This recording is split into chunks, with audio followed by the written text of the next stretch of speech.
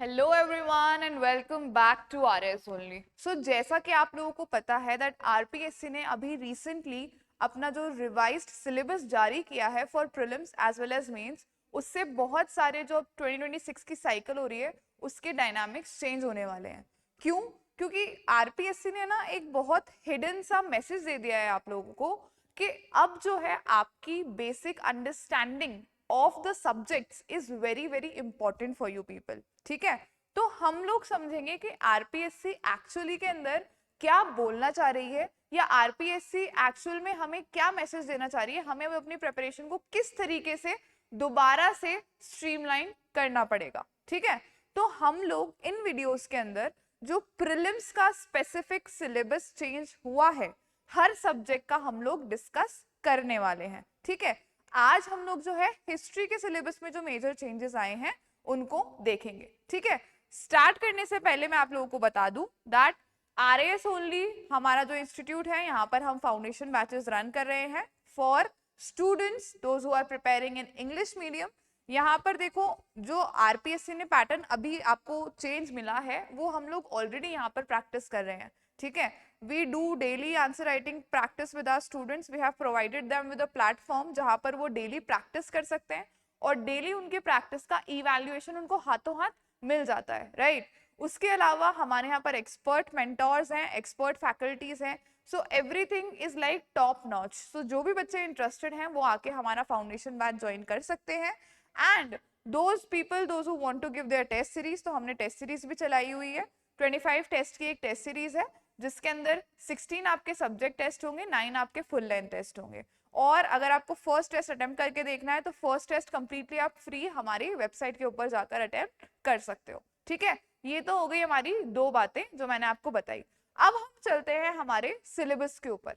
Syllabus में देखो इधर मैंने ओल्ड सिलेबस रखा है और इधर है हमारा न्यू रिवाइज्ड सिलेबस। ओके, सबसे पहले we will be talking about Rajasthan history. ठीक है, सो राजस्थान हिस्ट्री का देखो मैंने इनको पॉइंटर्स के अंदर डिवाइड किया है so that it is easy for you people to see that what actual change is. Okay, सबसे पहले देखो pre historic sites of Rajasthan from palaeolithic to chalcolithic and bronze age. ठीक है, ये क्या बोल रहा है, ये हमारी जो क्या है प्री हिस्टोरिक साइट्स है राजस्थान के अंदर। रिवाइज सिलेबस क्या बोल रहा है, सेम है, pre historic sites from palaeolithic to chalcolithic bronze age. उसके साथ साथ what it is saying is that society and culture of ancient Rajasthan. Society and culture of ancient Rajasthan मतलब क्या कहना चाह रहा है RPSC, that only learning the facts related to your palaeolithic sites और bronze age sites is not enough.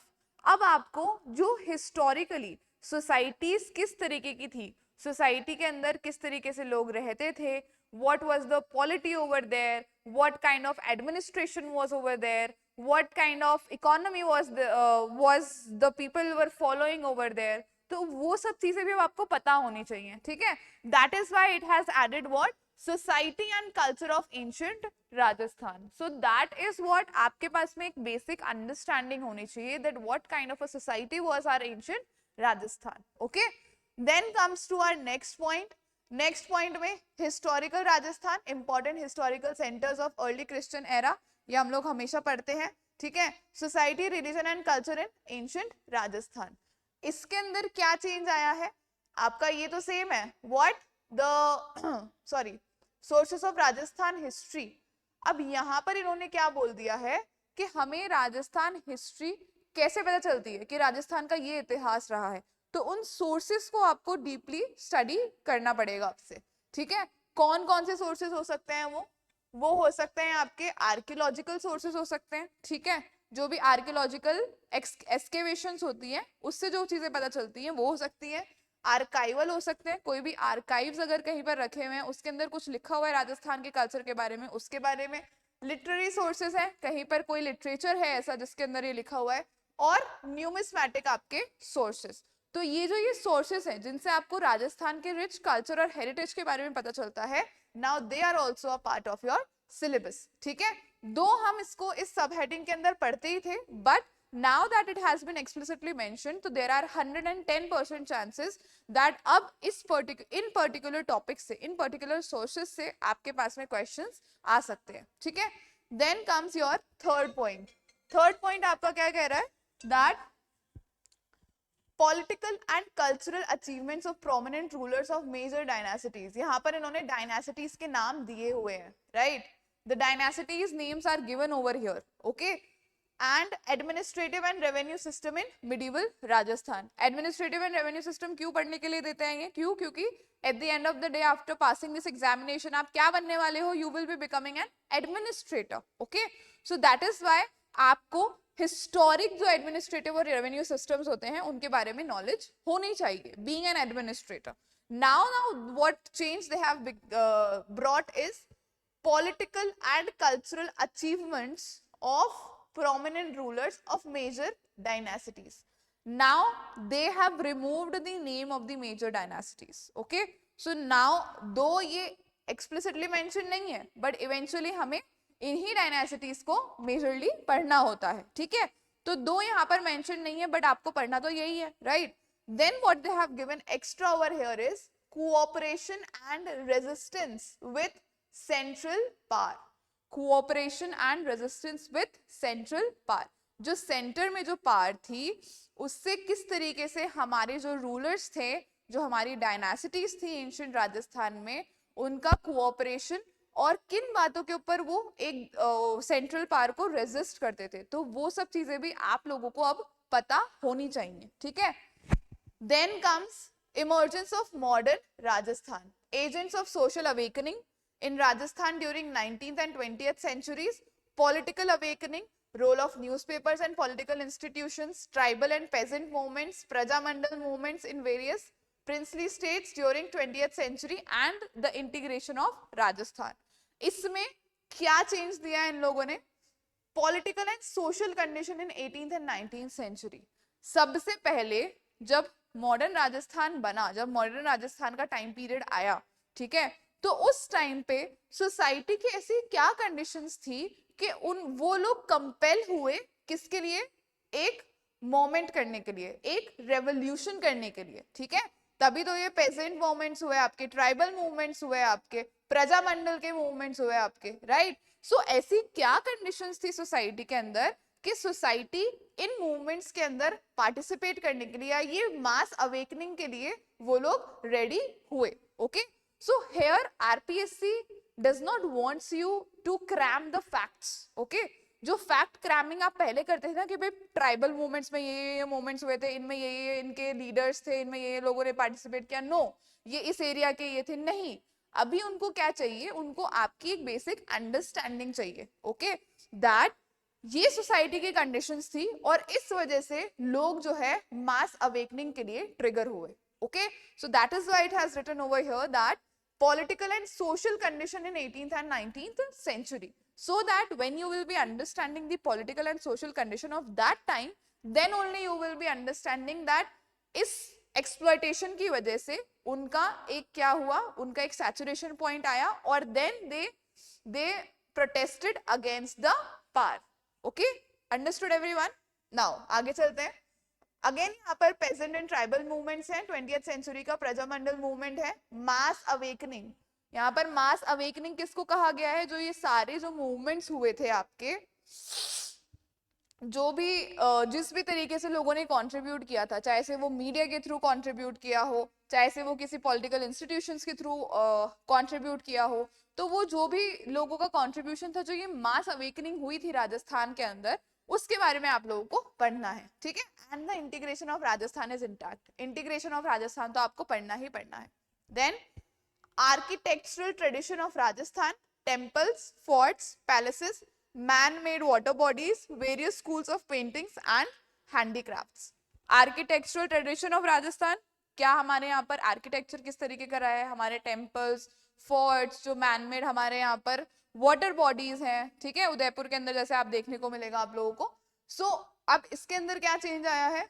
Architectural tradition of Rajasthan, temples, forts, palaces, monuments, वही सारी चीजें ऑलमोस्ट क्या है आपकी सेम है, ठीक है.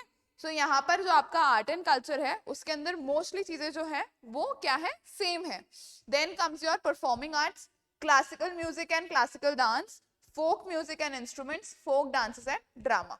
यहाँ पर बस फोक डांसेस दिया हुआ है आप लोगों को एंड ड्रामा दिया हुआ है, music classical and folk both. यहाँ पर जो डांसेस है वो अब आपको सिर्फ फोक देखना है, क्लासिकल डांसेस यहाँ पर एक्सप्लिसिटली मेंशन्ड नहीं है, ठीक है. And the instruments which were used. Okay. Then language और लिटरेचर के अंदर देखो, dialects of Rajasthan language and literature of Rajasthani language and folk literature. जो भी आपके डायलेक्ट्स हैं राजस्थानी लैंग्वेज के, फोक लिटरेचर है आपकी, वो इंटैक्ट है, वो एज इट इज आपसे इधर भी पूछी गई है. सी लैंग्वेज एंड लिटरेचर में dialects of Rajasthani language, literature of Rajasthani language and folk literature. So that is, यहाँ पर ज्यादा चेंजेस नहीं देखने को मिले हैं हमें, ठीक है. आगे चलो, religious life, religious communities, saints and sects in Rajasthan, folk deities of Rajasthan. Same है यहाँ पर भी, religious communities, saints and sects in Rajasthan, folk deities of Rajasthan. और यहाँ पर एक और चीज इन्होंने ऐड करी है, that is the religious practices, कि भाई राजस्थान में कौन कौन सी ऐसी रिलीजियस प्रैक्टिसेस होती थी, जो हम इवेंचुअली उधर भी पढ़ते हैं, बट यहाँ पर इन्होंने एक्सप्लिसिटली यहाँ पर मेंशन कर दिया है, तो इसके ऊपर ज्यादा फोकस आप लोगों को करना है. Okay.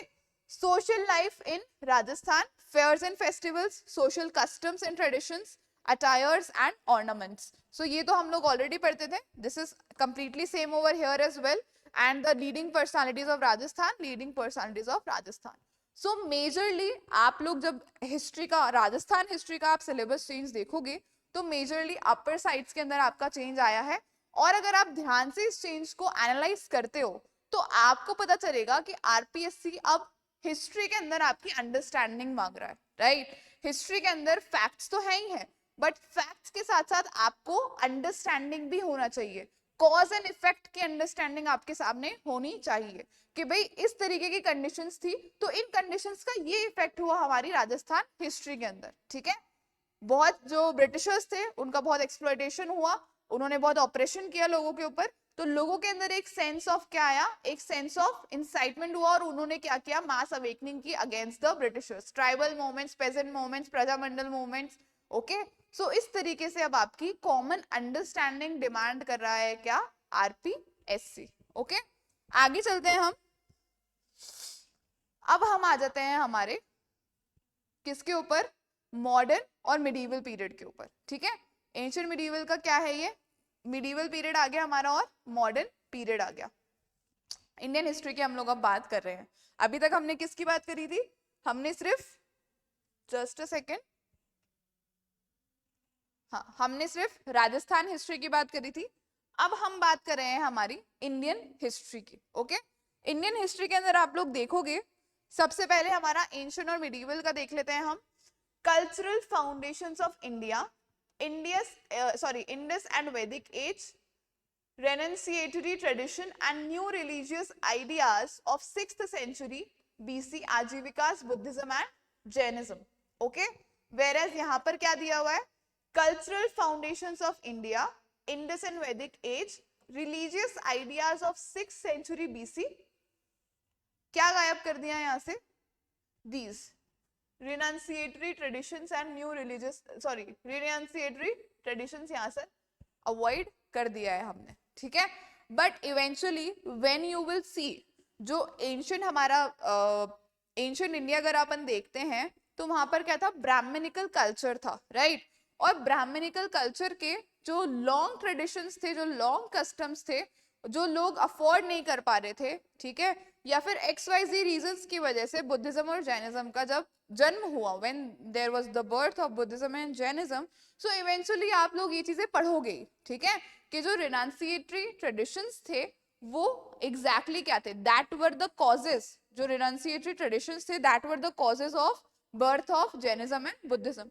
So eventually you will be studying it, but यहाँ पर ये चीज explicitly mentioned नहीं है. Okay.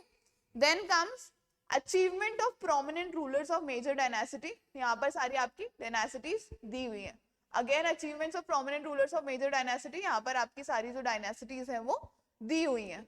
ओके. सो यहाँ पर कोई मेजर चेंज एज सच नहीं है. Okay. Then art and architecture in ancient India, again art and architecture and scientific development in ancient India. So now क्योंकि हमारा विकसित राजस्थान का एक दिमाग में हमारे आइडिया चल रहा है, right, government is explicitly working on विकसित राजस्थान, ठीक है, एंड अभी जो है this is the age of science, that is why the RPSC has included this scientific development in ancient India as well. That हमारे ancient India के अंदर what were the scientific developments. Then comes development of language and literature in ancient India, Sanskrit, Prakrit and Tamil. ठीक है, अब इसको क्या बोल दिया उन्होंने, Indian knowledge and value system, वर्णाश्रम, पुरुषार्थ, संस्कारा, philosophy and education systems. तो मतलब जो development of language and literature था, ठीक है, एंशिएंट इंडिया का, संस्कृत, तमिल और प्राकृत का, they have basically removed this and instead of that उन्होंने क्या डाला है, Indian knowledge and value system, जो आपका वर्णाश्रम था, ठीक है, 4 वर्णास थे आपके, ब्राह्मण, क्षत्रिय, वैश्य एंड शूद्रास, उसके बारे में आप लोगों को पढ़ना है। जो हमारे पुरुषार्थ हैं उनके बारे में आप लोगों को पढ़ना है, जो संस्कार हैं हमारे उनके बारे में, philosophy and the educational systems of the ancient India, that you have to read now instead of the development of language and literature in ancient India. Okay, understood everyone? Now आगे चलते हैं हम। Then comes your Sultanat period, achievements of prominent Sultanat rulers, cultural achievements of Vijayanagar. Sultanat period same है, achievements and achievements of prominent dynasties, political and cultural achievements of Vijayanagar empire. बस यहाँ पर क्या जोड़ दिया है इन्होंने, पॉलिटिकल जोड़ दिया है, किसके साथ में, विजयनगर। सो ऑलरेडी हम लोग पढ़ते हैं पॉलिटिकल अचीवमेंट्स विजयनगर की, तो इन्होंने बस एक्सप्लिसिटली मेंशन कर दिया है। Then comes your Mughal period, okay, political challenges and reconciliation, Afghan, Rajput, Deccan states and Maratha. Mughal period में यहाँ दिया हुआ है एडमिनिस्ट्रेशन एंड वेरियस पॉलिसीज और मराठास। ओके, सो यहाँ पर डेक्कन स्टेट्स जो है उसका और अफगान राजपूत का जो एक्सप्लिसिट मेंशन था वहां पर, उसको यहाँ से हटा दिया गया है, and the focus has been made on what, administration and policies. Okay, so आप एक माइंडसेट समझ जाओ अब आरपीएससी का क्या माइंडसेट बनता जा रहा है। Okay, they want you to be administrators and they want you to learn from the history, that is why they are expecting कि आप लोगों को हिस्ट्री के एडमिनिस्ट्रेटिव जो सिस्टम्स थे उसके बारे में आप लोगों को पता हो, ठीक है। Eventually you will be learning Afghans, you will be learning about Rajputs, you will be learning about Deccan states, but आपको फोकस किसके ऊपर रखना है, you have to keep your focus over here on the administration and policies of your Mughal period. Okay, then development of art and architecture, paintings and music during medieval period. यहाँ पर भी same है, art and architecture, literature, paintings and music during medieval period. यहाँ पर एक और क्या चीज ऐड कर दी इन्होंने, they have added the literature as well, जो हम लोग पहले भी पढ़ते थे, but now it has been explicitly mentioned. आगे चलते हैं, religious and literary contributions of Bhakti and Sufi movements.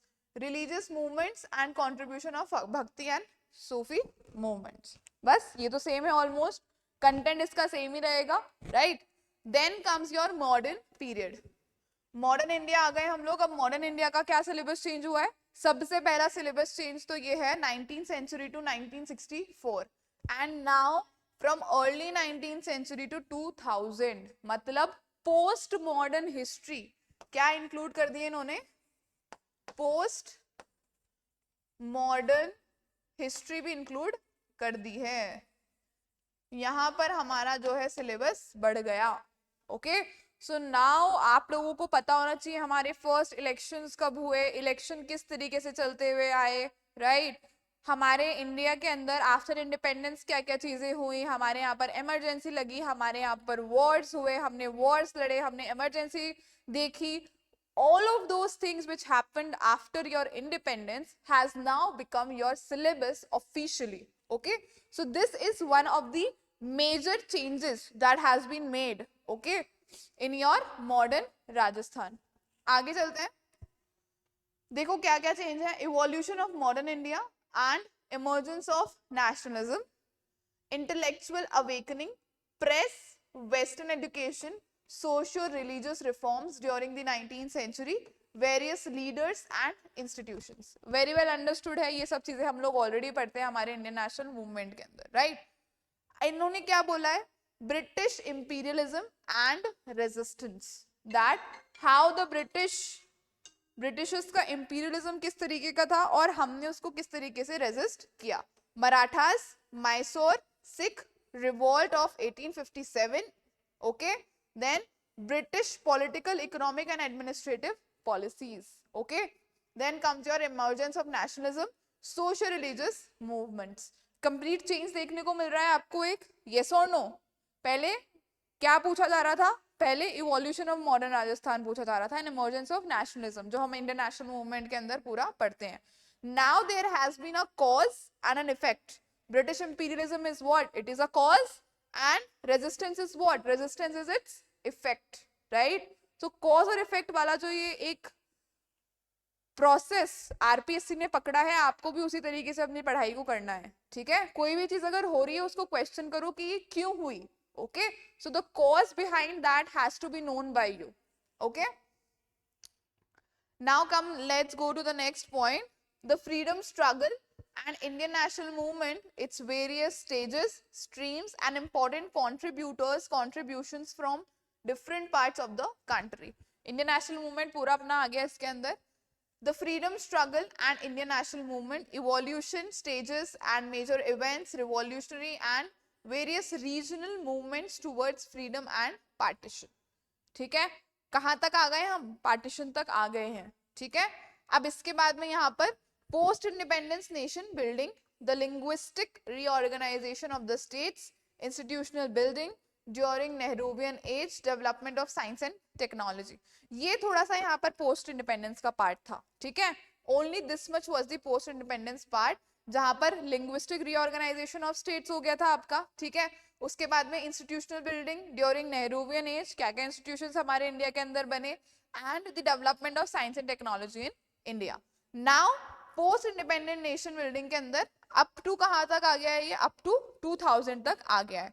इसमें रीऑर्गेनाइजेशन ऑफ स्टेट्स तो है ही, institutional building during Nehruvian age, planning and economic reforms, development of science and technology.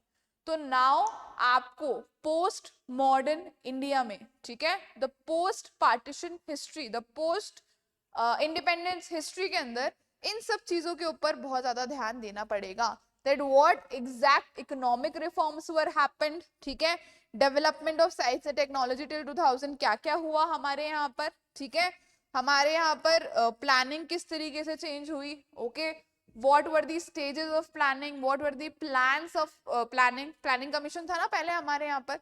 तो now हमें modern history को 2000 तक के perspective से पढ़ना है. जहां हमारी टाइमलाइन 1947 पे खत्म हो जाती थी, यहाँ पे हमें उस टाइमलाइन को 2000 तक एक्सटेंड करना पड़ेगा, ठीक है? समझ में आ रही है आप लोगों को मेरी बात? So this is the major change which has happened in your history syllabus. This way only I will be bringing जो भी आपका सिलेबस में चेंज हुआ है. इतना एक्सटेंसिवली क्यों बता रही हूँ मैं? क्यों? क्योंकि इस सिलेबस से ही अब आपके क्वेश्चंस बनने वाले हैं प्रीलिम्स के अंदर. 2026 का जो प्रीलिम्स होगा वो इस सिलेबस से ही बनेगा आपका, ठीक है? तो इसके लिए बहुत इंपॉर्टेंट है आपके लिए that you people should know what the syllabus is actually trying to say to you. History के अंदर हमने एक कॉमन चीज ऑब्जर्व करी है that it is asking you to know the cause and the effect of the that particular cause, okay? तो मतलब अब हिस्ट्री को हमें एक कहानी की तरह पढ़ना पड़ेगा कि ये हुआ, इसकी वजह से ये चीज हुई, ठीक है, ना कि सिर्फ फैक्ट्स के जरिए. समझ में आ रही है आप सब लोगों को मेरी बात? So I hope this session was helpful for you people. And नया सिलेबस आ गया है, उसको अच्छे से पढ़ो और उसमें जो डिफरेंसेस हैं, उसमें जो चीजें हैं उनको अच्छे से समझो और अपनी प्रिपरेशन को उस हिसाब से करो. नेक्स्ट वीडियो के अंदर I will be bringing you some other subjects जिसके अंदर सिलेबस में चेंज आया है आपके. Till then keep studying hard, keep working hard and all the best for your preparation. Thank you so much.